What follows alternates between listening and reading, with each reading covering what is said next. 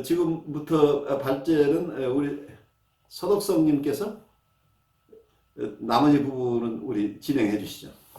첫 번째 잃어버린 감정을 잃어버린 남자부터 네. 사례를 가지고 우리 얘기 나누죠. 클라인은 다음과 같은 흥미로운 문제를 서술했다. 그 환자는 다른 사람들이 그럴 것이라고 기대하는 감정을 전혀 느끼지 못했다. 대신 그는 모든 것이 따분하고 공허하다고 느꼈다. 환자는 실제로 자신의 일부가 상실되었거나 멸절되었다고 느끼고 있었다. 그는 분석가에게 불안하다고 말했지만 그 이유를 알지 못했다. 그때 그는 자신을 더 많이 성공하고 운이 좋은 사람과 비교했다. 이것은 나와 관련되어 있었다. 그때 분석에서 아주 강한 좌절감과 시기심과 슬픔이 전면에 드러났다. 그가 분석 과정에서 마침내 고통스럽고 강렬한 감정, 즉 간접적이긴 하지만 분석가와 관련된 강렬한 감정을 느끼기 시작한 그 시점에서부터 이야기를 시작해 보겠다. 그때 무슨 일이 일어났는지 살펴보자.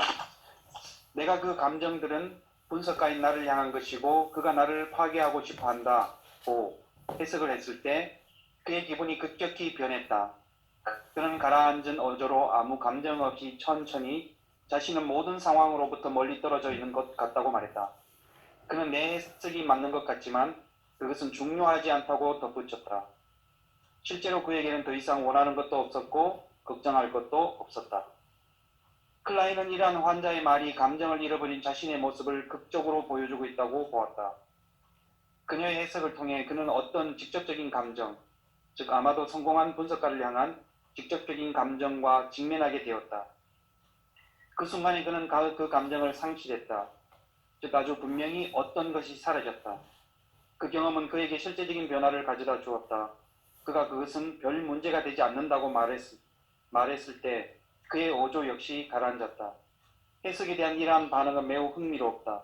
그것은 확실히 인상적인 반응이었지만 고통을 누그러뜨리지는 못했다. 그는 자신의 고통에 직접적으로 초점이 맞춰진 것을 인식하자 곧 정서적으로 고갈되고 말았다. 클라인은 그것을 강력하고 파괴적인 방어라고 설명했다. 환자는 분석가에게 위험스럽고 적대적으로 느껴지는 자신의 일부, 즉 자의 일부를 분열시켰다. 그는 파괴 충동의 방향을 대상에게서 그 자신에게로 돌렸다. 그 결과 자아의 일부분이 일시적으로 소멸되었다. 무의식적 환상에서 이것은 인격적으로 한 부분이 멸절된다는 것을 뜻한다.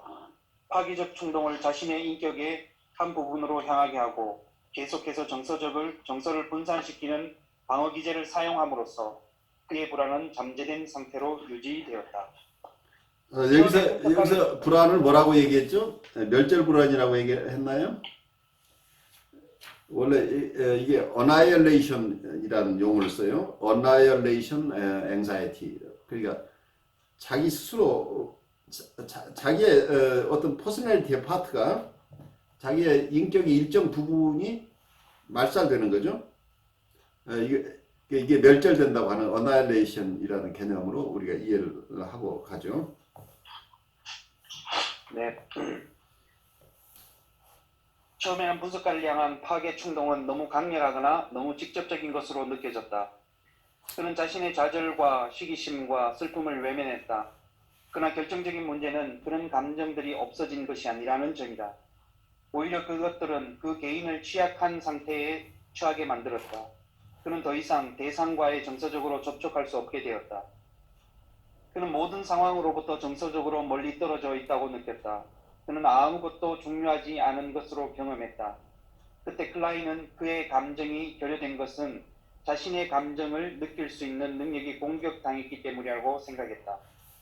이처럼 분석가에 대한 공격, 즉 좌절과 시기심 그리고 슬픔, 이 공격이 사라진다면 그것은 자기를 향한 공격과 같은 다른 형태로 다시 출현하게 되는데 이것은 자아 기능의 일부를 상실하는 원인이 된다. 이러한 상태에서 느끼게 되는 특징적인 불안이 바로 자신의 온전성과 관련된 두려움이다. 클라인은 임상 자료를 통해 환자는 무의식적 환상 속에서 자신의 부분을 멸절된 것으로 경험한다고 주장했다. 엄밀히 말해 감정이 제거된 것이 아니라 감정을 느낄 수 있는 능력이 제거된 것이다. 그는 자신의 정서적으로 멀리 떨어져 있다고 느꼈다. 클라인은 이것을 정신 자체에 대한 공격과 결과로 주장했다. 내부에서 발생하는 이런 멸절 공포는 나쁜 대상에 의해 생기는 박해 공포와는 다른 것이다. 그것은 몹시 두려운 경험이 될 가능성이 있다. 클라인은 그러한 경험이 강렬해질 때 그것은 정신분열증을 유발하는 핵심적 요소가 된다고 믿었다. 여기서 굉장히 중요한 구별을 하고 있죠.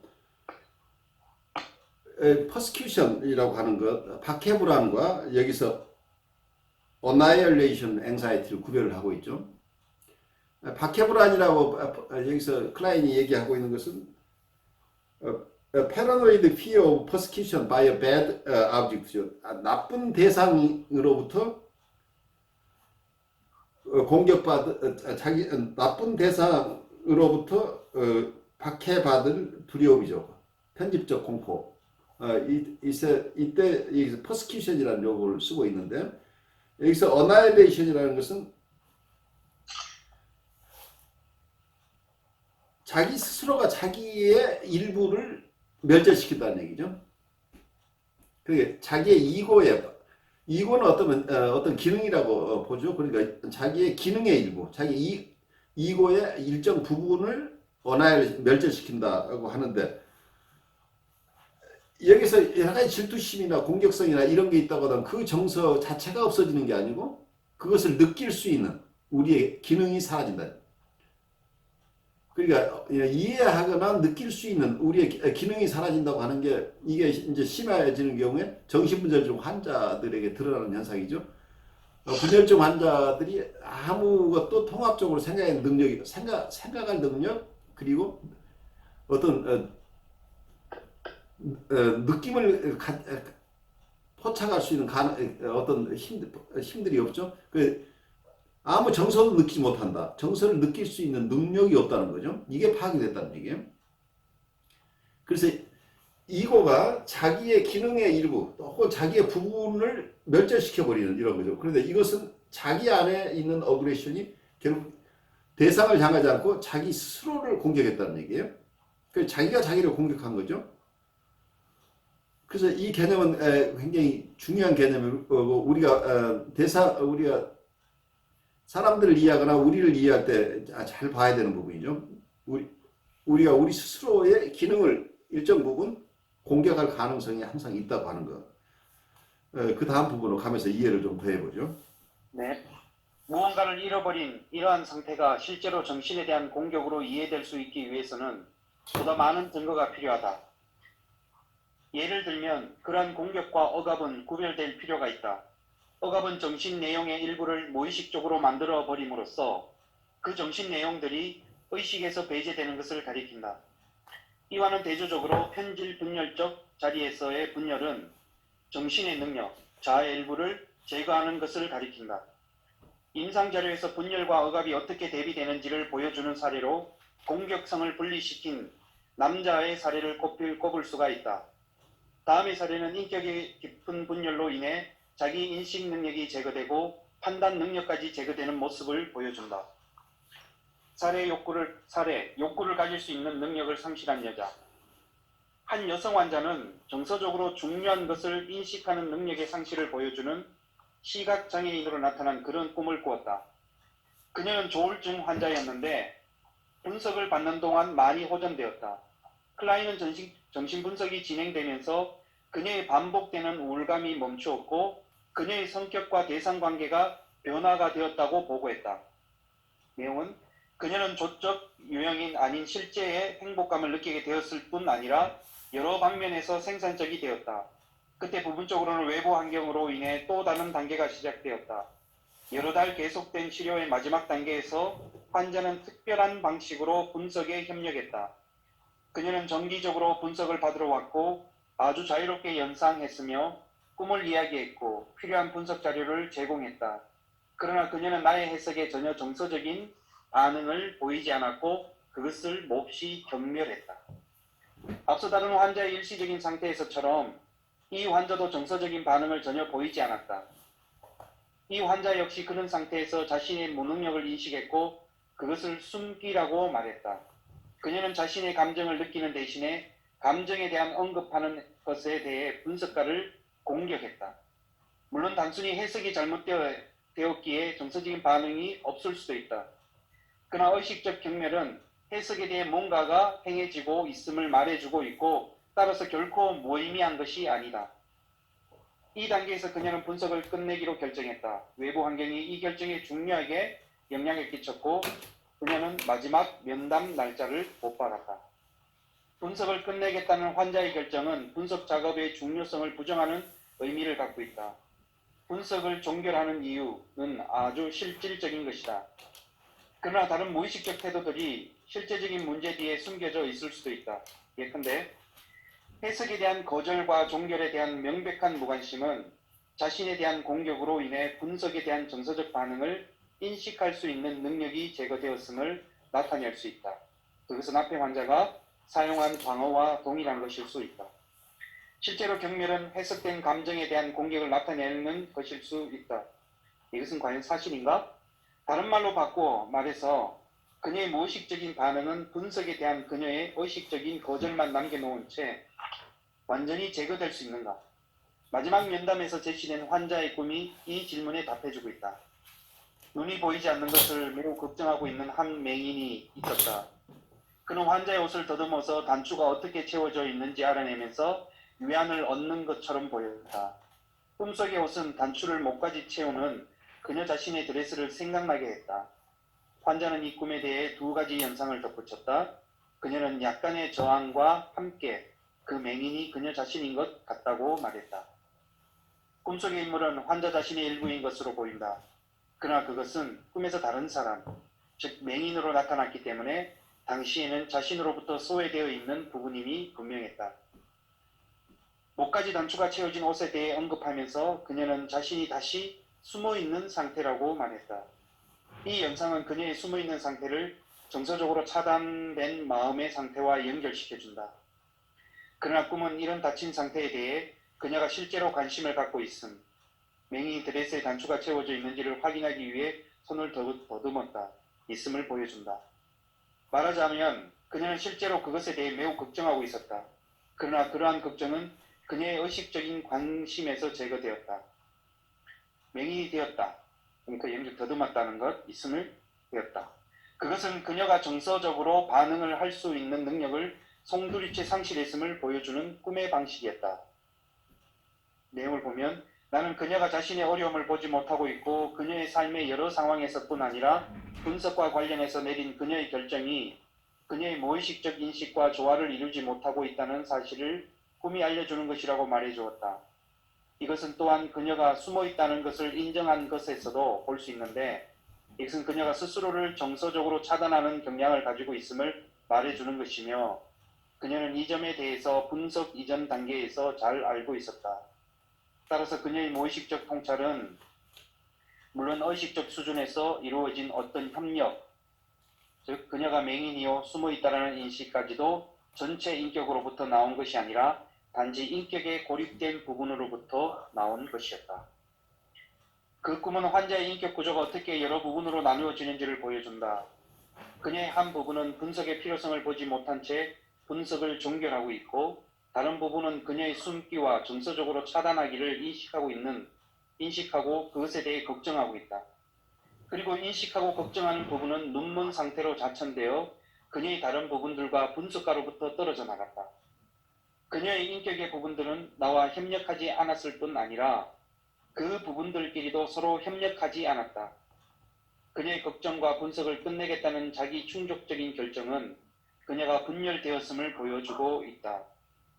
그것들은 서로 철저히 단절되어 있어서 보통의 정신적 갈등도 만들어내지 못한다.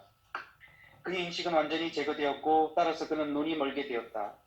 자신을 보는 능력, 즉 그녀의 분석은 공격을 받았고 인격의 다른 부분과 접촉하지도 못하도록 떨어져 나갔으며 모든 의도와 목적이 파괴되었다. 그녀는 단추를 채우는 것에 대해 정신분석적으로 탐구할 수 있는 눈을 상실했다. 따라서 환자는 감정이라는 자신의 내적 현실을 인식하는 능력을 분리시켜 버렸다.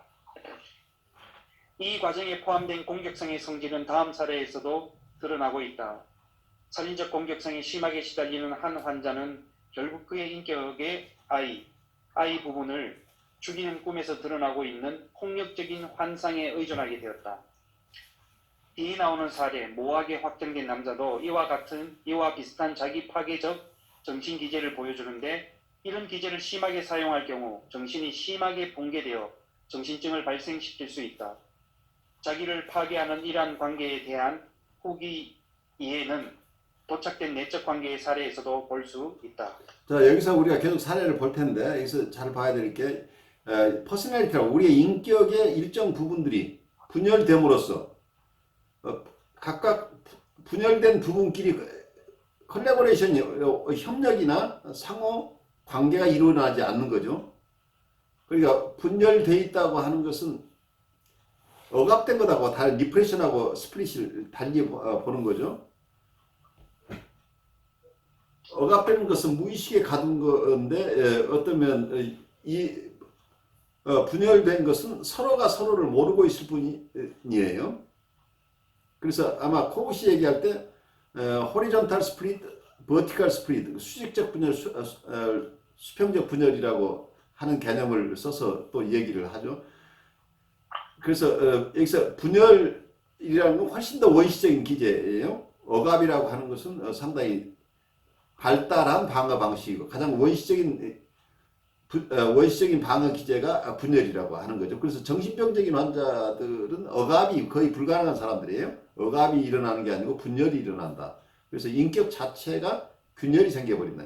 그래서 인격 통합이 일어나지 않는다고 하는 그 임상을 이렇게 여러 용어로 표현하고 있는 거죠. 다음 사례에 가면서 좀 보죠. 네. 사례, 사악한 아이. 클라인의 또 다른 간단한 사례는 공격성이 어떻게 자기의 일부를 죽이고 멸절시키는지를 보여준다. 이 환자의 자기는 아이 부분과 그 아이를 통제하는 부분으로 분열되었다. 한 여자 환자는 누군가를 죽이기로 결심한 사악한 여자아이에 대한 꿈을 꾸었다. 그 환자는 그 아이에게 영향을 끼치거나 통제하려고 했으며 그 아이 자신의 유익을 위해 자백을 이끌어내려고 노력했다. 그러나 그녀는 성공하지 못했다. 나도 꿈속에 등장했는데 그녀는 내가 그 아이를 설득하는 데 도움을 줄 것이라고 생각했다. 꿈에서 그 아이는 누군가에게 고백해야만 한다. 그리고 환자는 분석가에게 이야기를 하기 위해 찾아왔다. 이 두 가지 이야기는 모두 고백에 관한 것이다. 이 사례에서 클라인은 그 꿈에 대한 연상은 생략한 채 다음과 같이 결론을 내렸다. 물론 그 아이는 과거의 여러 인물들을 나타낼 수 있지만 이 상황에서는 주로 환자의 자기의 한 부분으로 나타낸다. 자리를 품고 있는 환자의 사악한 아이 부분은 통제되어야 하며 또한 고백되어야 한다. 즉 도움을 받기 위해 분석 상황으로 가져와야 한다. 분석가는 환자의 자신과 투쟁을 도와야만 한다. 그 꿈은 계속해서 더 절박해진 마음의 상태를 보여준다. 환자는 그 소녀가 해로운 일을 하지 못하도록 겁을 주기 위해 그 아이를 나무에 매달았다. 꿈에서 새로 등장한 것은 살인적 충동을 다루기 위해 죽여 없애기 위해 즉 폭력적인 해결에 의존할 수 있다는 위협이다. 여기서 자기의 한 부분이 위협당하고 있음을 보여준다. 환자는 밧줄을 잡아당겨 그 아이를 죽이려 하는 순간에 잠에서 깼다. 꿈의 이 부분의 분석가도 있었지만 아무것도 하지 않고 있었다. 꿈속에서 분석가가 아무것도 하지 않았다는 것. 그것은 그날 밤에 분석가가 별 도움이 되지 않았음을 나타낼 수 있는 것은 하나 있다. 아무것도 하지 않았다는 것은 자신이 도움을 받지 못하고 있다는 환자의 느낌을 나타내는 것일 수 있다. 따라서 환자는 그 아이를 통제하기 위해 보다 폭력적인 수단을 사용해야 했다. 즉 아이를 죽여야 했다. 실제로 그녀는 자신의 인격의 한 부분을 죽였다. 제거했다. 그러므로 그 꿈은 자신을 통제하는 것에 대한 점증하는 환자의 절망감을 나타낸다. 그리고 그 상황이 보다 절망적이 될수록 공격성은 일단 더 폭력적이고 원시적인 것으로 변했고 그 다음에는 다른 사람을 죽이는 것에서부터 자기의 일부를 죽이는 것으로 바뀌었다. 이제 그 공격성은 환자 자신의 자기 아이의 일부, 즉 아주 나쁘게 느껴지는 아이 부분을 향하게 되었다. 따라서 유아적 공격성을 억압하려는 초자아의 가혹한 시도는 실패했고 그녀 자신의 부분들을 분열시키고 없애버리려는 원시적 방어 기제가 작용하게 되었다. 자기를 공격하는 극단적인 방어 기제는 통제할 수 없다고 느껴지는 공격성에 대한 최후의 방어 수단이다. 그러나 곧이어 제시되는 환자의 사례는 이러한 정신에 대한 자기 파괴적인 공격이 최후의 방어 수단으로 사용될 수 없을 수도 있음을 보여준다. 그때 그것은 상습적인 것이 되고 만다. 정신분열증 환자는 정신의 파편화와 그것에 대한 공포에 의해 특징지어진다. 멜라니 크나인의 제자는 하버트 로젠펠드는 병원에 입원 중인 정신분열증 환자를 정신분석적으로 치료했다. 그가 발견한 자아 또는 자기 분열은 앞에 몇몇 사례들에서 본 것과 같이 둘로 나뉘는 분열이 아니라 산산조각 나거나 파편화되는 분열이었다. 그러한 다중적인 분열은 광증을 초래할 정도로 심각하게 정신 기능을 방해한다. 자기에 대한 내적 공격으로 인해 심각한 손상을 입은 나머지 무감정하고 무기력한 상태에 이르는 것이 바로 정신분열증 인격에서 볼 수 있는 전형적인 모습이다. 그 환자는 생각하는 능력을 상실할 뿐 아니라 감정까지도 상실한다. 이 사례는 위에 제시되는 환자들, 즉 자아에 구별되고 제한된 측면을 상실한 환자들, 절절한 정서적 반응을 보이지 못하는 환자, 분석의 동기를 상실한 것으로 보이는 인식의 능력을 상실한 여자에게서 볼 수 있는 분열과는 그 정도가 다르다. 이들의 자아는 너무 많은 측면이 분열되는 바람에 인식 능력이 심각하게 파괴되는데 그 결과 삶의 의미를 경험하는 능력이 모두 상실되고 만다. 전형적으로 정신분열증 환자들은 오랫동안 무감정한 상태에 있으며 정서적인 침범을 경험할 때 귀괴하고 때때로는 폭력적인 모습을 통해서만 자신을 드러낸다. 자, 여기서 잠깐 멈춰보시면 여기서 어떤 우리의 정신의 분열 현상들은 건강한 사람들에게도 어떤 이고의 분열이라는 건 일어나요. 그러니까 어떤 부분이 경우에 따라서 상당 부분 분열이 일어나는데 정신분열증에서의 분열은 어쩌면 이게 프래그멘테이션이라고 얘기를 하죠. 그 파편화된다.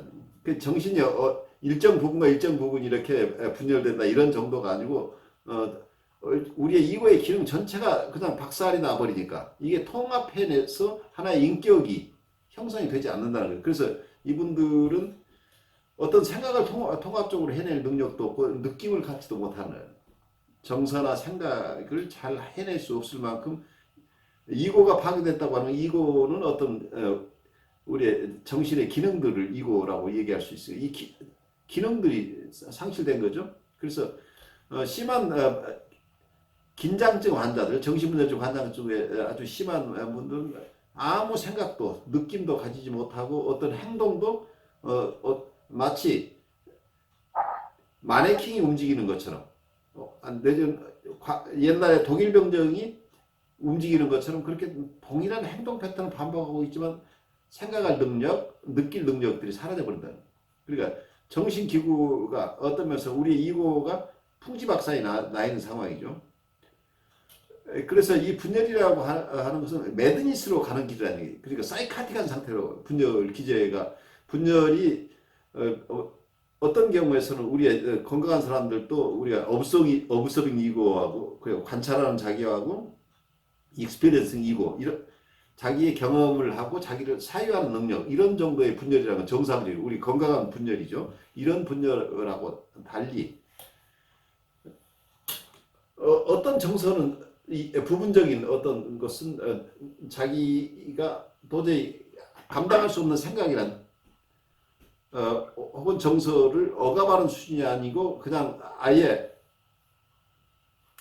자기의 이고의 일부를 어떤 생각이나 어떤 정서나 이걸 억압하는 게 아니라 이고 자체가 분열되어 있는 그러니까 생각할 수 있는 능력이나 느낄 수 있는 능력, 이 커패시티 자체, 이고의 기능, 펑션이 사라져버린다는 얘기죠. 이게 분리돼서 그러니까 어떨 때는 이 분리된 기능이 우리의 의식으로 올 수도 있죠.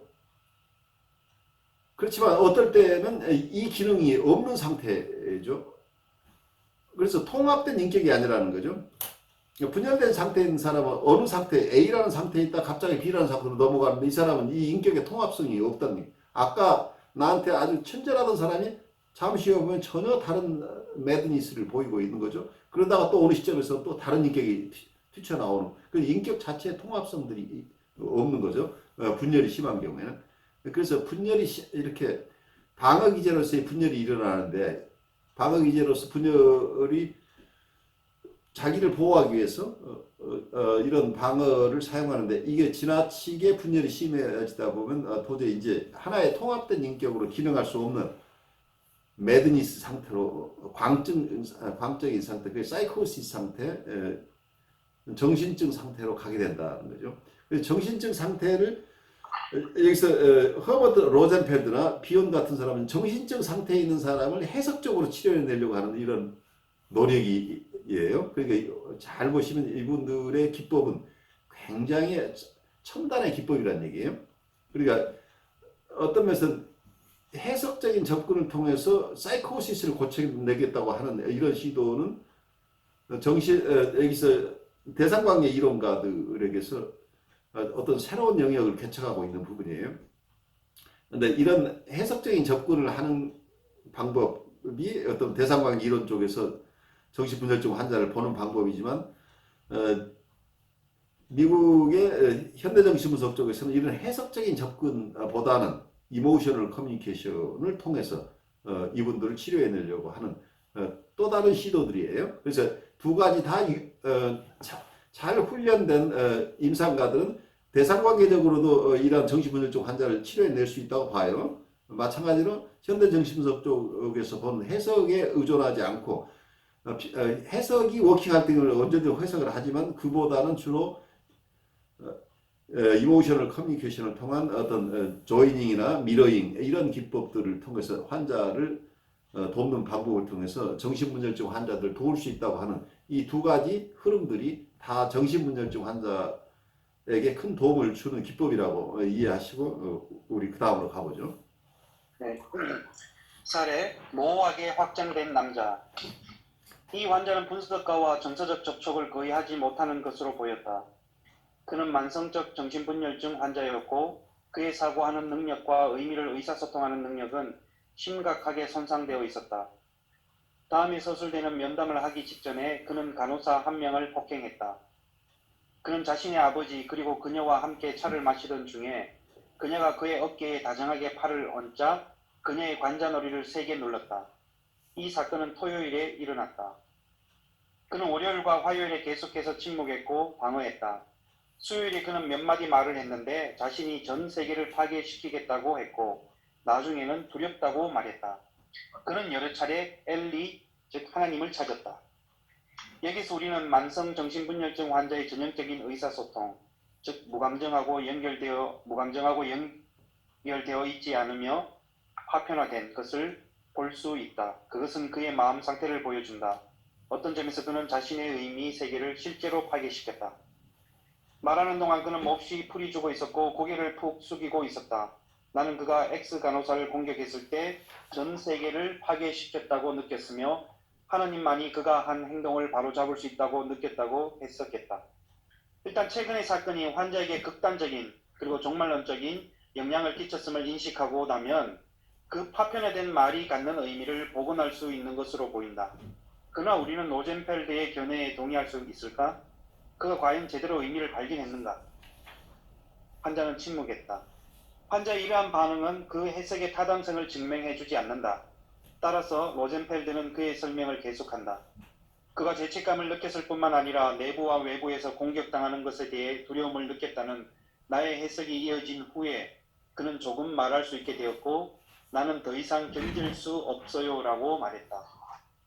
로젠펠드는 자신의 해석을 수정하여 우울적 자리의 감정, 즉 죄책감에 편집 분열적 자리의 감정을 포함시켰다.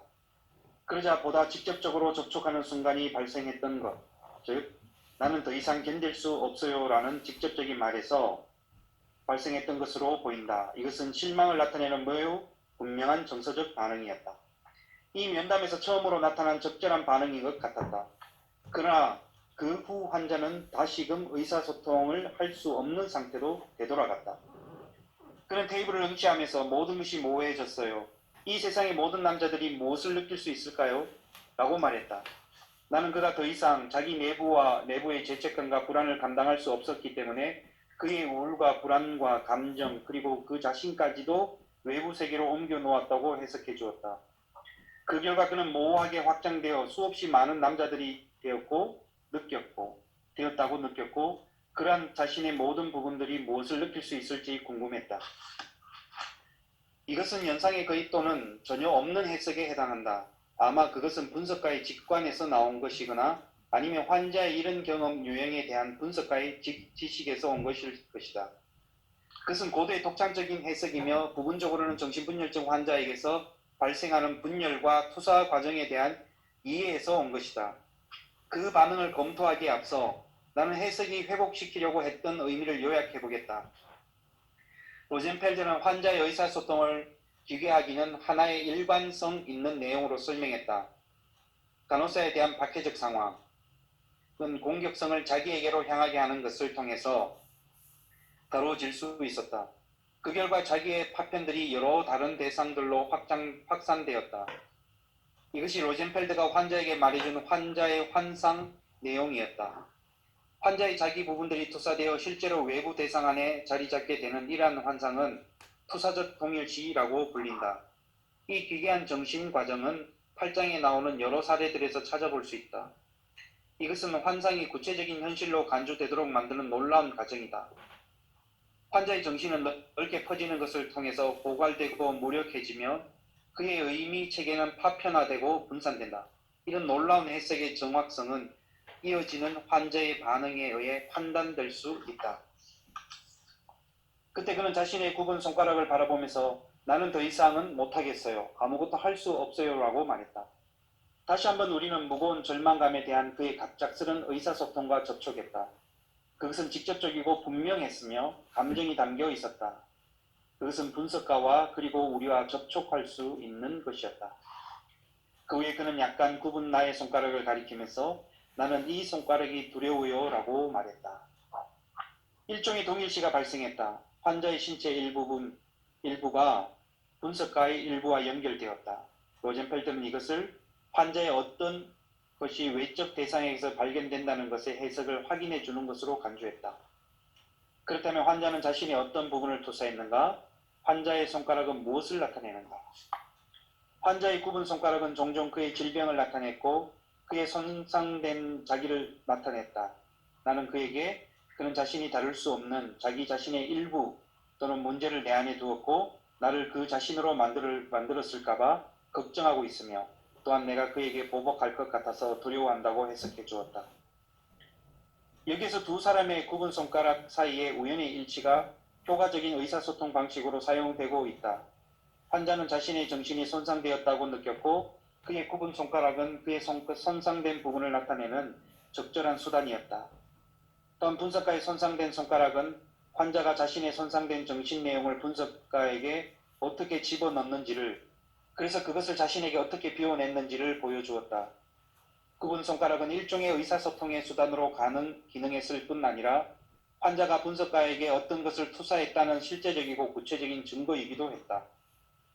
환자에게 있어서 분석가의 정신 안에 어떤 것을 투사한 것은 그가 X 간호사의 머리에 일격을 가한 것만큼이나 실제적인 것이었다. 정신분열증 환자는 자신의 손상된 정신이 투사를 통해 현재 분석가에게 있다고 생각한다. 이제 환자의 질병과 무력함이 분석가 안에 자리 잡게 되었기 때문에 환자는 분석가가 장애를 입었다고 믿는다. 즉, 이 남자는 무엇을 느낄까? 따라서 로젠펠드는 환자가 그 순간 분석가가 장애를 입었다고 두려워하고 있으며 이제 도움을 줄 수 있는 분석가가 없다고 느낀다는 사실을 이해했다. 환자는 또한 분석가의 도움을 무용지물로 만든 것. 이것이 장애를 입었다고 믿는다는 자신을 확장시켜 외부 대상에 투사함으로써 그 외부 대상을 손상시키는 것에 대해서 책임을 느꼈다. 그는 내가 치료를 그만둘지도 모른다는 불안이 담긴 말을 했고 내가 그것을 계속해서 돌봐주기를 바란다는 말을 분명하게 덧붙였다. 환자는 여전히 정신을 의사소통할 수 있는지 상태에 남아있음이 분명했다. 의사소통의 놀라운 변화와 환자와 분석가 사이의 접촉의 증거는 해석이 대체로 환자 인격의 핵심적인 부분과 접촉되고 있음을 보여주는 증거이다. 분석가는 환자의 의미 체계를 복원하는 데 성공했고 따라서 환자로 하여금 마음과 감정을 가지고 있다는 느낌을 갖도록 도울 수 있었다. 게다가 그의 의사소통 능력도 회복되기 시작했다. 여기는 해석이 더 많은 의미를 발견할 수 있도록 환자로부터 더 많은 자료를 이끌어내는 과정이 포함되어 있다. 그 과정은 다음과 같이 요약될 수 있다. 연상, 소통되지 않은 풀죽은 태도와 파편화된 언어, 해석, 환자가 세계를 공격하여 파괴시켰다. 연상, 그는 모호하게 확장되었다. 해석, 환자는 자신의 공격의 결과에 대한 두려움 때문에 자신의 부분들을 외부 대상에게로 투사했다. 연상은 그가 자신의 굽은 손가락과 분석가의 굽은 손가락을 가리켰다. 해석, 그것은 환자 자신의 질병과 손상을 분석가에게 투사한 것이다.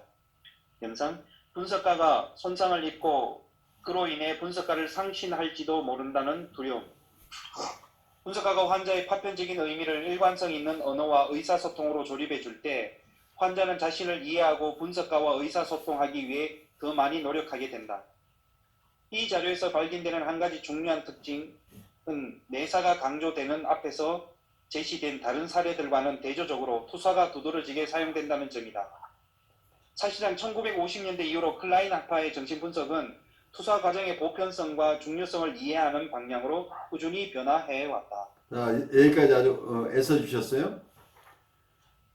이 케이스들이 만만치 않죠. 굉장히 어려운데 여기서 로젠펠드의 사례에도 나오거든요. 클라인의 제자들이 환자들을 볼 때 이 개념들을 어떻게 사용했는가 하는 것들을 보여주고 있죠. 그래서 쉽지 않지만 어떤 면에서는 이분들은 사고방식도 깨져 있고 감정을 제대로 느끼거나 의미를 부여하지 못하지만 이 깨어진 상태에 있는 이 모습을 해석해내는 이런 기법을 사용하고 있죠. 이 사람의 상태를 잘 해석해 줌으로써 이분들이 이해받고 있다 하는 느낌, 이걸 전달하면서 조금 더 자기를 표현할 수 있도록 언어화할 수 있도록 돕는 역할을 하는 이런 사례들을 보여주고 있어요. 근데 이 부분 발제하시면서 우리 서 목사님이 느끼신 것 잠깐 나누고 그 다음으로 우리 가죠. 네, 일단 저도 원래 제가 이제 앞부분 발제인데 요즘 계속 10월 달이 정신이 없어가지고 제가 제대로 참여를 못했는데 제가 그러면 읽은 부분에 대해서 이제 그 사례들이라든지 이런 부분들을 분석가가 이 환자에게 드러나는 어떤 이 특징적인 행동이나 이런 말들을 가지고 그것을 해석하고 또 그것을 가지고 이제 어떤 환자와 이 분석가 사이에서 일어나는 여러 가지들을 정리하는 것들을 볼 수 있는데요.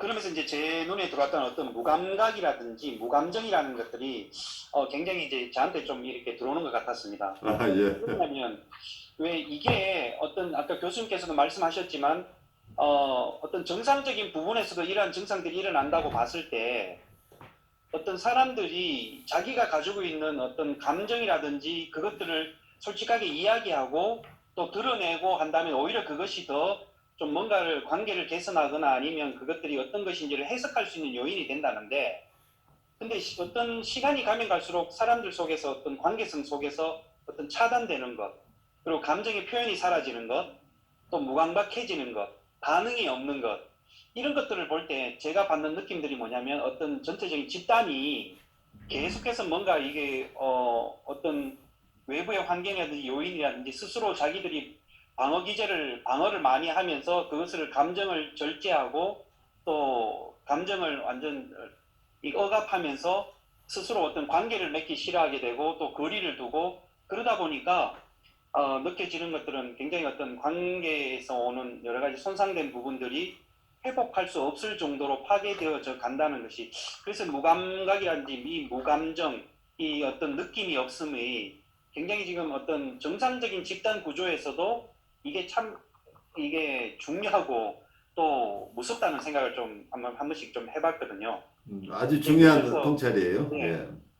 예, 그래서 제가 이제 앞에 설리반을 발제를 하면서 이게 좀 비교가 되는 게 순간순간 조금 있었는데 읽어가면서 느끼는 게 앞에 설리반이라는 분은 굉장히 좀 느끼면서 제가 느꼈던 게 뭐냐면 이 사회학적이라든지 철학적이고 또 그 시대에 줬던 어떤 사회 현상이나 그런 학문의 흐름이라든지 여러 가지 것들이 통해서 경험에서 나오는 것들을 통해서 이야기하고 그리고 그 공감적이고 대상과의 어떤 관계를 맺어가려고 했던 반면에 그런 반면에 이제 거기에 대해서 클라인이라든지 그 다른 학파들 속에서는 제가 느낀 건지만 정확한 건 모르겠지만 이 언어적으로 이 분석가가 언어적으로 해석하고 언어적으로 판단하고 언어적으로 이렇게 이 정리하는 걸 봤을 때 설리반의 입장에서 비교해 본다면 이 분명히 오류를 범할 수 있다는 것이죠. 그렇죠. 이 언어를 사용한다는 그 분석가조차도 정신과 의사조차도